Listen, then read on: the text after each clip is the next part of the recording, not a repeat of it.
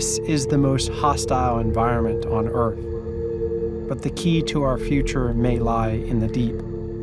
Far from rules and oversight, the ocean floor is now at the center of a tug of war between exploitation and conservation.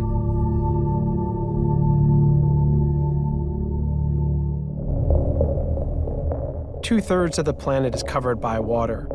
It's our planet's wildest frontier, breathtaking as much as it is vital to all life. A place of discovery and endless reinvention, a metaphor for freedom, as well as a profoundly dystopian realm where the darkest of all humanities play out. Over 50 million people work at sea, and human rights and environmental abuses often occur with impunity. 6 of you. 6 people we are sleeping in here. So hot. This is, I've never ever seen this bad. My name is Ian Urbina. As a journalist, I've spent the past decade reporting from this lawless frontier. I run an investigative journalism organization called the Outlaw Ocean Project that reports about crimes happening in this space.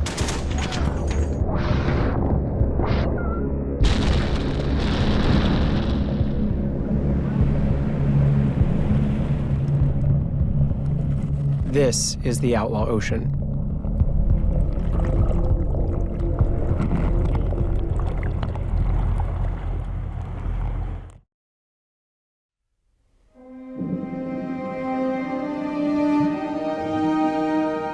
The deep sea is our planet's largest ecosystem. It's also the largest depository of minerals. For millennia, that wealth remained untapped. But cutting-edge technology is opening this new frontier to both exploration and exploitation like never before.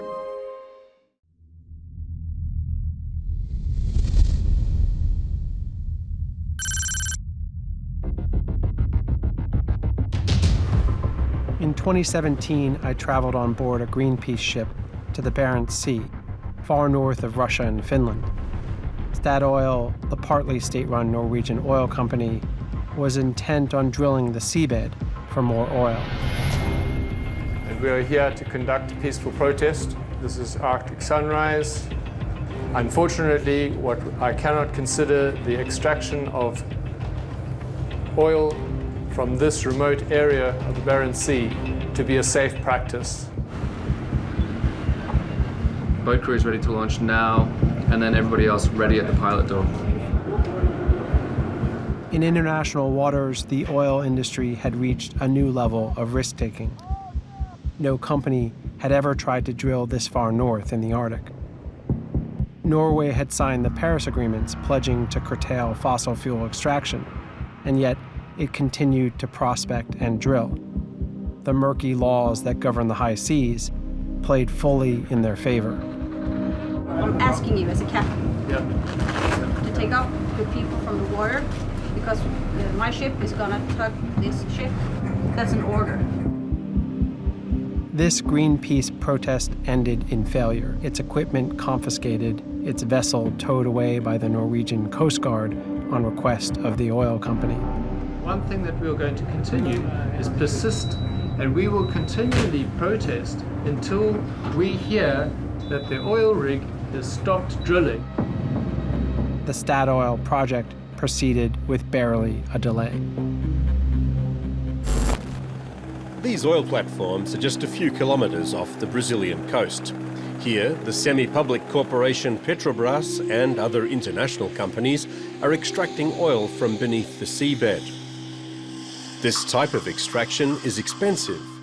News reports on expanded drilling off the coast of South America sparked my next journey to Brazil.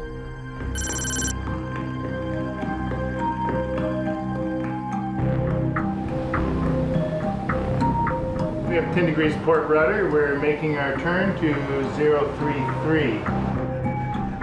I joined local scientists on board the Esperanza, where Greenpeace activists were challenging South America's biggest oil producer from drilling near a coral reef at the mouth of the Amazon River.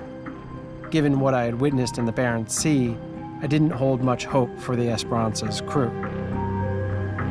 You're Here's where we are now, and this is showing 2.2 meters at 7 seconds from the north to east. Brazil's government had abandoned control to the oil companies, accepting their reassurance that no harm would be done to the ecology around the reef. Greenpeace's goal was to empower Brazilian scientists to document what might be at stake if the drilling were to go ahead. Nobody has properly surveyed this reef except the oil companies that are looking for oil, so they know it's down here, but they're being quiet about it. They're not letting the Brazilians know that there's coral reefs and sponges and rhodoliths and an interesting biome of life down here, most likely new species that have not even been discovered here. It's a travesty. Poorer countries do not have the resources to both independently assess the risks to offshore ecosystems and to fact-check the oil companies. The scientists were in a race against time and vast oil company resources, a classic David and Goliath. We live on the water planet. Most of the surface of our planet is water, and 99% of the livable habitat is ocean. It's amazing to me where we would risk things like this, or we don't even understand what we have to begin with. There have been major discoveries in the ocean, sponges especially, and this is a really important sponge area that provided major medical breakthroughs. We could find the cure for cancer, or we could destroy it with an oil spill before we even know what we have.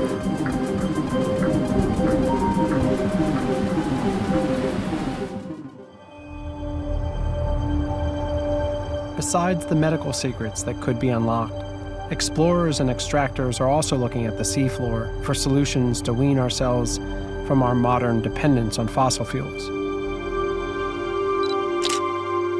This is what treasure looks like. A polymetallic nodule, so rich that some research suggests it could replace our need to mine on land for cobalt, lithium, nickel, and manganese, essential to power our batteries, vital to our green revolution.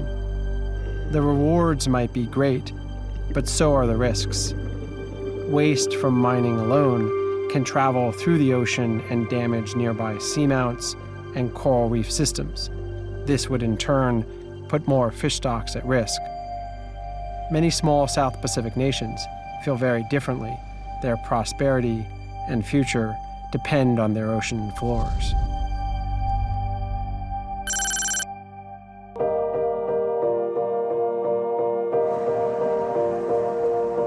The ocean is the next frontier for mining, and Nauru is part of a pioneering venture that could soon power the world's green economy. I believe that Nauru will benefit greatly. Nauru has for centuries been plundered by colonial powers for its rich phosphate. Now large swaths of this Pacific island are uninhabitable. With nothing left to exploit on land, this tiny republic is now turning to its ocean floor. It has applied to the International Seabed Authority, the ISA, to license its drilling. The ISA is an independent body that regulates the ocean floor in international waters. If Nauru gets permission, it's likely to start the next gold rush.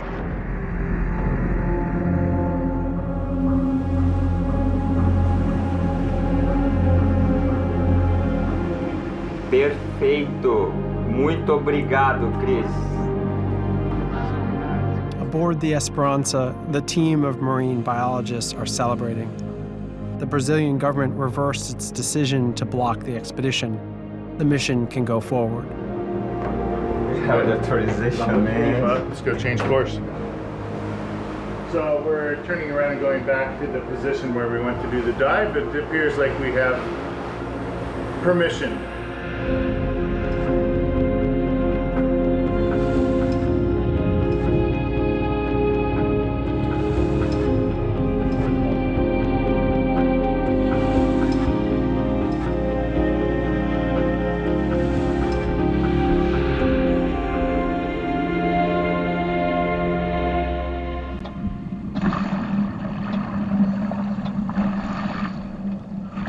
It was mind-altering. I mean, The closest thing I can compare it to is when you're in a plane and you're flying through the clouds and you know you're moving, but you have a hard time measuring it or understanding it because you're in the midst of this blinding thing.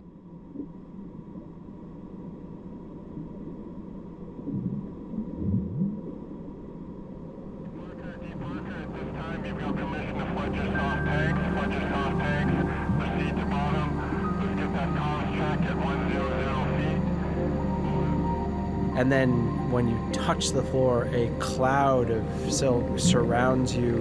And as the cloud of dust settles, you can begin to make out the terrain that looks almost like the moon's surface, at least where we were, and these structures, a coral wall. So here we are at the bottom of the Amazon reef. We are approaching what looks to be a large mound. Deep worker, how copy on VHF 69, over? I had imagined the seafloor to be barren, but discovered it was the total opposite. What I found was an exotic netherworld, full of wondrous forms of life that no longer fitted the neat animal, mineral, vegetable categories. The lesson I learned was that precisely because they were so alien, not only unknown to science, but also so far removed from the decision-making on land, these creatures and their habitat were even more vulnerable to destructive exploitation. One of the challenges with the ocean is that so much of it is out of sight. And it's easy to imagine that there's really nothing very interesting down there. We've seen how important that can be. Once people see it, they want to protect it. It changes the way they feel about their ocean, about our ocean.